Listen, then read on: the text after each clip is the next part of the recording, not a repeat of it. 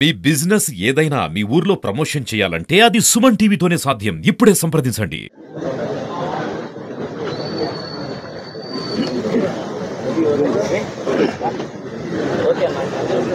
అందరికీ నమస్కారం.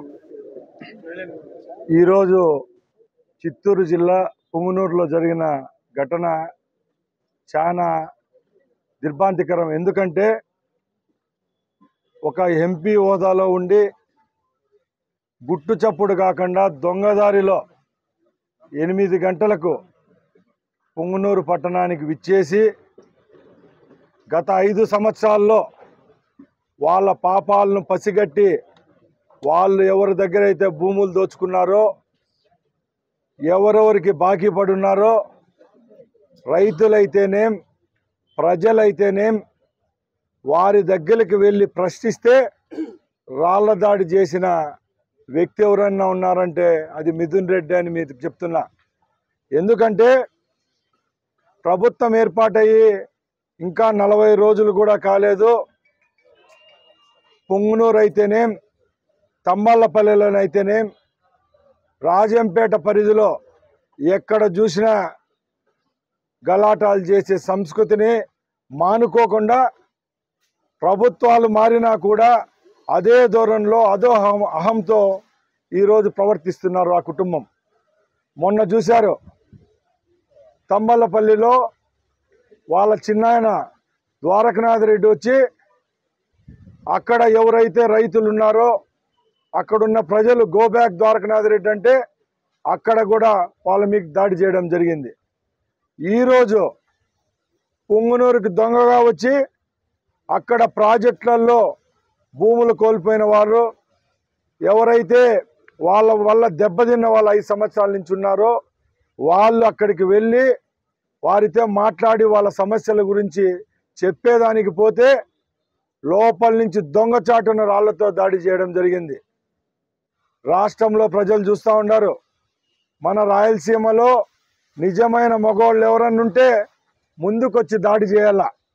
ఆ రోజు ప్రభుత్వంలో ఉన్న రోజుల్లో ఒక మాజీ ముఖ్యమంత్రి 14 సంవత్సరాలు ఈ రాష్ట్రాలను ఏలిన ఆయన ప్రాజెక్టులు బాట అని చెప్పి తమ్మళ్ళపల్లి నియోజకవర్గానికి, పుంగనూరు నియోజకవర్గానికి వస్తూ ఉంటే ఆ రోజు అధికార మదంతో పోలీసులను అడ్డం పెట్టుకొని అక్కడ కూడా రాళ్ల దాడి చేసి వందలాది మంది తెలుగుదేశం కార్యకర్తలపై దొంగ కేసులు పెట్టించి జిల్లాల నుంచి బహిష్కరించిన సంస్కృతి వాళ్ళకే దక్కింది.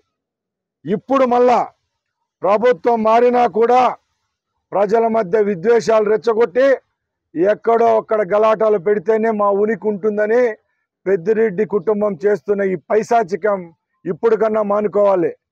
ఎందుకంటే శాంతియుతంగా 40 రోజులైంది ప్రభుత్వం ఏర్పాటై. మా ముఖ్యమంత్రి గారు ఒక్కటే చెప్పారు, మనం జగన్మోహన్ రెడ్డి చేసినట్టు తప్పులు చేస్తే మనకు కూడా ప్రజల్లో వ్యతిరేకత వస్తుంది. మనం ఏదైనా ఉంటే చట్టపరంగా న్యాయపరంగా ఎవరైతే పేదల భూములు కాజేశారో, ఎవరైతే గవర్నమెంట్ ఆస్తులు కాజేశారో, ఎవరైతే మన కార్యకర్తల పైన దాడులు చేశారో వాళ్ళందరినీ చట్టం పరిధిలోకి తీసుకొని వచ్చి మనకు న్యాయం చేస్తామని చెప్పడంతోనే ఈరోజు తెలుగుదేశం శ్రేణులైతేనేం మనమైతేనేం అందరం ఆయన మీద నమ్మకంతో గమ్మునున్నాం. అంతే తప్పక చేతులు గాజులు దొడుక్కొని ఎవ్వరము లేం. మేము మిథున్ రెడ్డికి, పెద్దిరెడ్డి రామచంద్రారెడ్డికి సవాల్ విసురుతున్నాం. నువ్వు ఏ గడ్డ పైన పుట్టింటే మేము అక్కడే పుట్టాం. ఇదే నియోజకవర్గాల నుంచి మేమున్నాం.